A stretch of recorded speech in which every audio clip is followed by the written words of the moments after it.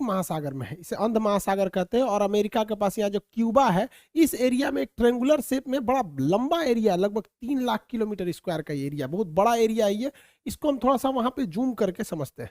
देखिए ये एरिया जो है, ये 3 बड़े बड़े एरिया उसको मिला के बनाया जाता है। वर्ल्ड मैप में देखेंगे तो ये ट्रायंगल यहाँ आएगा, जबकि अगर इस पर्टिकुलर एरिया को जूम करें तो ये फ्लोरिडा के पास से स्टार्ट होता है, और यहाँ प्यूर्टो रिको जो अटलांटिक महासागर की सबसे गहरी खाई है वहां से जाके ये बरमूडा द्वीप पर तक जाता है। ये एरिया है यहाँ पर, जिसे यहाँ तक दर्शाया गया है। ये लगभग 3 से 4 लाख के एरिया, कहीं कभी कभी ये बड़ा हो जाता है। इसका एक्यूरेट कोई मार्किंग नहीं है कि जो आदमी पूरा एरिया को बता सके। हम तो यहाँ भले ऐसे ट्रायंगल बना दिए, बट समुद्र में ऐसा कोई ट्रायंगल नहीं है। बट अगर इस एरिया में कहीं से भी कोई जहाजें आती हैं तो उनके साथ कुछ अप्रिय घटनाएं हो जाती हैं।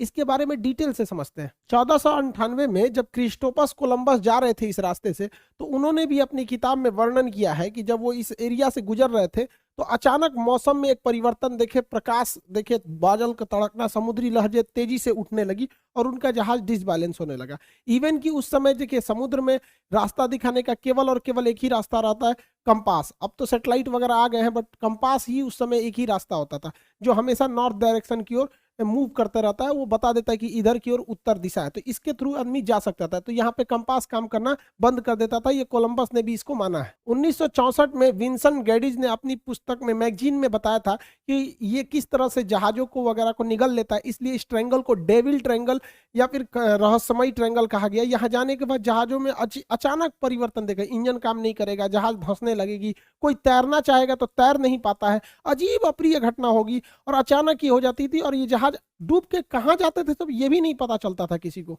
यूं तो यहाँ हजारों घटनाएं हुई हैं, कुछ फेमस घटना देखते हैं। अगस्त 1942 में अमेरिकी नौसेना के जहाज अपने रूटीन एरिया पे थे सब, उन्हें बम्बार्डमेंट करके लौटना था इसी बरमूडा ट्रायंगल के ऊपर से, लेकिन अचानक उनका संपर्क रेडियो स्टेशन से टूट जाता है, उसमें लगे हुए इंस्ट्रूमेंट काम करना छोड़ देते हैं, उनका नेविगेशन सिस्टम पूरी तरह फेल हो जाता है। सब में एक कॉमन समस्या देखी जाती है कि उनका कंपास काम नहीं कर रहा होता और ये जहाज पूरी तरह ध्वस्त हो जाता है। इसको खोजने के लिए 2 दिन बाद रेस्क्यू टीम जाती है। रेस्क्यू टीम का भी पता नहीं चलता है क्योंकि वो भी उसी रास्ते से जा रही होती है जहां से उनका लास्ट लोकेशन ट्रेस किया गया था। रेस्क्यू टीम का भी पता नहीं चल पाता है। उसके बाद ठीक 6 महीने बाद दिसंबर 1942 को फिर अमेरिकी नौसेना का जहाज विमान उड़ान भरता है और फ्लोरिडा से जब उड़ान भरता है और बरमूडा ट्रायंगल से ऊपर जाता है तो ये बमबरसक जहाज भी रडार से गायब हो जाता है। और इसके सामने भी सेम समस्या आती है। पायलट बताता भी है रेडियो सिग्नल पे कि मेरा कंपास काम नहीं कर रहा है, नेविगेशन सिस्टम काम नहीं कर रहा है, मौसम पूरी तरह से खराब है, ये भी ध्वस्त हो जाता है। इसको जब ढूंढने के लिए जो रेस्क्यू टीम जाती है इसके बैकअप में, तो रेस्क्यू टीम का भी आज तक कोई पता नहीं चला कि वो रेस्क्यू टीम कहां चली गई। 1970 में एक पायलट यहां से लौट के आए थे, नाम था उनका ब्रूइस गर्नन। ये जब लौट के आए थे इन्होंने बताया था कि वहां पे क्या क्या घटनाएं हुई थी। इन्होंने बताया कि अचानक बरमूडा ट्रायंगल के जब ऊपर से गया तो अचानक मौसम बिगड़ गया और सामने बादलों का एक पूरा धुआं, कोहरा टाइप का छा गया, धुंध हो गया बादलों का, और ऐसे लग रहा था जैसे बादलों की गुफा है। ये इन्हें कुछ दिख नहीं रहा था। इसमें जब प्रवेश किए तो ये खत्म होने का नाम ही नहीं ले रहा था। इसके अंदर मौसम इतना खराब था और इनका रेडियो फ्रीक्वेंसी भी गड़बड़ काम करी थी, इलेक्ट्रॉनिक्स वगैरह काम करना छोड़ दिए थे इनके जहाज के, और इनकी जहाज की रफ्तार बहुत ही तेज हो गई थी और रडार पे कोई भी दूसरा रेडियो स्टेशन या एयरपोर्ट अथॉरिटी का कोई भी रडार सिग्नल मैच नहीं कर रहा था। इन्हें कुछ समझ में नहीं आ रहा था, और लेकिन ये जहाज को आगे की ओर ले जा रहे थे। लगभग 3 मिनट बाद, एक अच्छी खासी दूरी तय करने के बाद, ये उस जोन से बाहर निकले और उसके बाद ये अपनी जहाज को लैंड कराए। लैंड कराने के बाद देखिए इत्तेफाक क्या हुआ था कि वो 3 मिनट में ही 150 किलोमीटर की दूरी तय कर लिए थे। यानी इनकी जो रफ्तार हो गई थी लगभग 3000 किलोमीटर प्रति घंटा हो गई थी, जो अभी किसी भी पैसेंजर जहाज के लिए पॉसिबल नहीं है। ये तो मिसाइल और लड़ाकू जहाजों की स्पीड होती है। बहुत लंबे अरसे तक ये बरमूडा ट्रायंगल जो था एक रहस्य का कारण बना। लोगों को लगता था कोई अदृश्य शक्ति है जो जहाजों को, शिप को अपनी ओर खींच लेती है, लेकिन ऐसा कुछ भी नहीं है। इसके पूरे रहस्य पर पर्दा उठाया जा चुका है। इवन की बरमूडा ट्रायंगल दुनिया के 10 सबसे खतरनाक जगहों में से भी एक नहीं है। मतलब सोचिए 10 खतरनाक जगहों में भी इन्हें शामिल नहीं किया गया। इसका मतलब ये एक कहानी है। फेमस हो जाता है कोई चीज बहुत ऐसे ही कि जहाजों को निगल जाता है, ये होता है, ऐसा कुछ नहीं होता है। यहाँ कुछ नेचुरल घटनाएं होती है, कोई सुपर नेचुरल नहीं है जिसका लॉजिक भी अवेलेबल है। सबको हम लोग समझते हैं। जो जहाजों का मलबा गया और नीचे समुद्र के तल पे, देखिए यहाँ जो एरिया है बरमूडा का जो एरिया, इस एरिया के नीचे ज्वालामुखी है सब, और ये ज्वालामुखी विस्फोट करते हैं सब। जब भी ज्वालामुखी विस्फोट होता है तो कुछ जहरीली गैसें निकलती हैं, इसमें मीथेन वगैरह की मात्रा निकलती है। मीथेन गैस वगैरह जब पानी से मिलता है तो उसकी डेंसिटी को एकदम घटा देता है। जब डेंसिटी, समुद्र की डेंसिटी घट जाती है तो जहाजों को डिजाइन किया गया रहता है समुद्र की डेंसिटी के हिसाब से, उसके घनत्व के हिसाब से, ताकि वो ऊपर तैर सके। डेंसिटी घटने की वजह से अचानक वो नीचे धंसने लगती है, और यही वजह है कि वहां अगर कोई तैरने की भी कोशिश करता है तो नहीं तैर पाता है, क्योंकि उनका घनत्व घट जाता है। जैसे मच्छर जो होता है मिट्टी तेल के ऊपर, पानी के ऊपर तैर रहा होता है, आप एक ढक्कन मिट्टी तेल मिला देंगे ना, या तो वो मिट्टी की तेल से सूंघने से नहीं मरता, उसका घनत्व कम हो जाता है और डूब के उसमें मर जाता है। यही घटना यहाँ डूबने के कारण होता है। दूसरा कारण यह है कि बरमूडा के आसपास के एरिया में छोटे छोटे समुद्री पहाड़ हैं सब इस शेप में। जब हवाएं इस पहाड़ से टकराती हैं तो उनमें एक हलचल होने लगता है, जिस हलचल से यहाँ पे एक बवंडर, एक चक्रवात उत्पन्न हो जाता है, और ये बादलों को और वहां के समुद्र के जल को पूरी तरह लहर में बदल देते हैं। और इसमें अगर कोई हवाई जहाज या कोई शिप आ जाता है तो उस चक्रवात के बीच में फंस जाता है, जिससे कि इसमें दुर्घटना हो जाती है। पानी वाली जहाजों के डूबने का तीसरा जो कारण है वो बड़ा सिंपल है, समुद्र के अंदर की पहाड़ियां। समुद्र के अंदर की वह पहाड़ी जो बाहर तक नहीं निकल पाती, उन्हें रीज या कटक कहते हैं। ऐसे कटक इटली और तुर्की के पास बहुत ज्यादा मात्रा में पाए जाते हैं। यहाँ अक्सर जहाज वगैरह गिर जाते हैं, सब नीचे का पेंडी टकरा जाता है। जैसे देखिए ये समुद्र का लेवल है, तो यहाँ पे जहाज चल रही है तो उसको ये नहीं पता है कि नीचे मेरे समुद्र ही है कि नहीं, और नीचे से कुछ पहाड़ी अगर ऊपर आती है तो इसके पेंदी से टकरा जाती है। ऐसी घटना इटली और तुर्की के पास बहुत ज्यादा देखने को मिलती है। आप देखेंगे इटली के तट के पास ही इतना बड़ा जहाज टकरा गया, यहाँ पर एक मालवाहक जहाज टकरा गया, यहाँ पे बड़ी बड़ी शिप टकरा टकरा के गिरी है सब। अब बताइए ये तो गलती है इन लोग की, जो कैप्टन है, क्योंकि इतने मॉडर्न शिप को अगर गिरा दिए लोग तो गड़बड़ बात है। उस समय जहाजों की दुर्घटना ज्यादा होती थी क्योंकि न रडार था न सोनार था।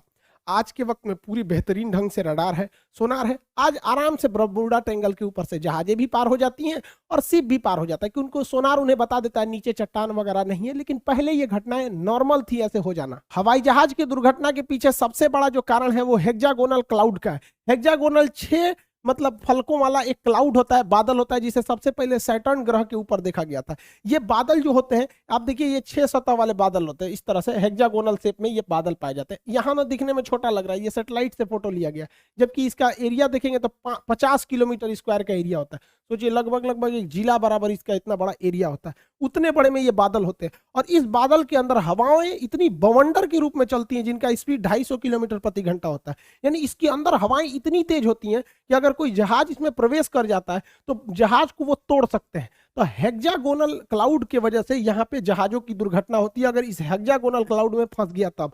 और ये भी देखिए फंसता भी, अगर विपरीत दिशा में फंसेगा तो तोड़ देगा उसको, और नहीं तो अगर सेम इधर ही हवाएं चल रही हैं उसी में जहाज भी फंसेगा तो जहाज की स्पीड को बहुत तेज बढ़ा देता है। यही वजह है कि जब वहां से कई जहाजें गुजरी हैं तो उनका स्पीड अचानक बहुत तेज बढ़ गया है। तो इसमें कोई दैवीय या भूत प्रेत वाली घटना या फिर कोई ऐसी चीजें नहीं है जिसका कोई पता नहीं लगेगा। नॉर्मल चीजें, अब ऐसी घटनाएं नहीं होती हैं, लेकिन ये पुरानी कहानियां, इस पे इतनी मूवी बना दी गई है, करोड़ों रुपए लोग कमा लिए इसके लिए। कहानी चाहिए एक डायरेक्टर को, अच्छा खासा कहानी बन जाता है। तो ये आप समझिए साइंटिफिक कारण। अब ऐसा कुछ नहीं होता है। ये तो रहा भैया आपका बरमूडा ट्रायंगल का, जो इधर अटलांटिक महासागर के पास कैरेबियन सागर में। ऐसे ही ये घटना जापान के पास हो गई। यहाँ पर जापान के पास भी एक ट्रेंगुलर शेप में एरिया है, वहां 1980 में एक जहाज जा रहा था डर्बीशायर। ये इतना बड़ा जहाज था जो टाइटेनिक से 2 गुना था। यहाँ कई लाख टन इसमें आयरन ओर की मात्रा भरी हुई थी। अचानक ये डूब गया, इस एरिया में अचानक डूब गया। जापान की सरकारी टीम ने उसे रेस्क्यू टीम भेजा था पता लगाने के लिए, वो भी डूब गई। उसके बाद एक हवाई जहाज से रेस्क्यू टीम भेजा गया, वो भी डूब गया। जापान भी डर गया। बाद में पता चला कि भैया सेम चीजें हैं यहाँ और यहाँ दोनों में, तो इसे एशिया का बरमूडा ट्रायंगल कहा जाता था।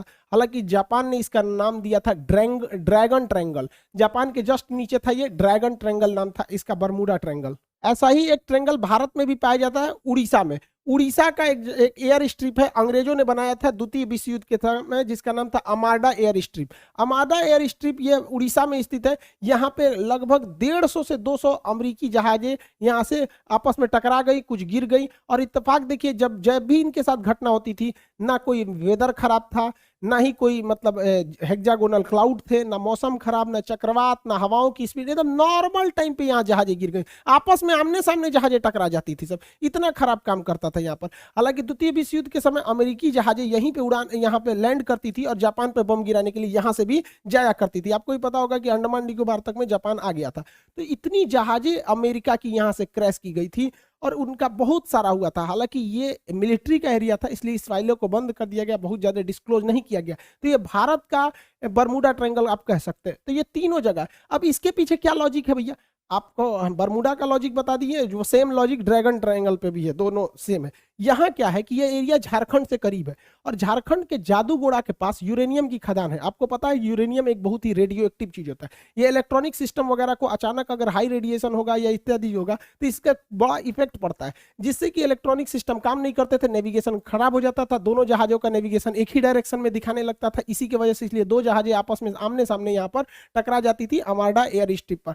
हालांकि ये चीजें आप बहुत कम सुने होंगे, क्योंकि ये मिलिट्री वाला जो एयरबेस होता है उसकी बहुत ही चीजों को टॉप सीक्रेट ही रखा जाता है। आप तीनों तरह के ट्रायंगल को देखें, इत्तेफाक देखिए, ये वाला है बरमूडा ट्रायंगल और यहाँ पर है प्रशांत महासागर, अटलांटिक महासागर में, प्रशांत महासागर में है यहाँ पर ड्रैगन ट्रायंगल और भारत में है यहाँ पर आपका आर्माडा एयर स्ट्रिप। अगर आप इसको देखिएगा अक्षांश, तो तीनों एक ही अक्षांश पे आएंगे सब आपको। देखिए तीनों एक ही लेटीट्यूड पे लगभग आ जाते हैं, तो ये एक इत्तेफाक कह सकते हैं। हालांकि सबके पीछे साइंटिफिक कारण है। अब ऐसी कोई घटनाएं नहीं होती हैं। जो भी कहता है कि यहाँ पे कोई सुपर नेचुरल पावर है, ये है सब मन गढ़ंत कहानी है ये सब। हालांकि अटलांटिक महासागर में एक और जगह है सारगैसो, यहाँ सारगैसो सागर है। ये सागर है ही नहीं है एक्चुअली, यहाँ एक शैवाल पाया जाता है, एलिगी, जो समुद्र में तैरते रहता है, बहुत लंबा लंबा पाया जाता है, घास है इस तरह। यहाँ अगर जहाजें, छोटी मोटी जहाजें फंस जाती है ना, तो उसी में फंस के रह जाती है। इसलिए यहाँ पे देखिए इतना बड़ा बड़ा घास पाया जाता है, पूरी समुद्र को ये घास ढक लेता है। सारगैसो घास पाए जाने की वजह से जितने एरिया में वो घास पाया जाता है, उस घास वाले एरिया को, उस शैवाल वाले एरिया का नाम रख दिया गया है सारगैसो सागर। हालांकि सारगैसो कोई सागर नहीं है, वह सागर का वह हिस्सा है जहां ये वाला शैवाल पाया जाता है, सारगैसम नामक शैवाल पाया जाता है। इसलिए यूपीएससी सीडीएस में एक बार क्वेश्चन पूछा था, वो कौन सा ऐसा सागर है जिसका कोई भी तट रेखा नहीं है, मतलब जमीन से नहीं टच करता है। तो सारगैसो सागर जमीन से टच नहीं करेगा, क्योंकि वो बीच का तो सागर है नहीं, वो बस एरिया है। यहाँ जहां जहाजों को, छोटी जहाजों को आने जाने के रोक लगाया गया, क्योंकि उसकी पंखी वगैरह में ये सब घास वगैरह फंस जाते हैं सब। इसी सारगैसो सागर के पास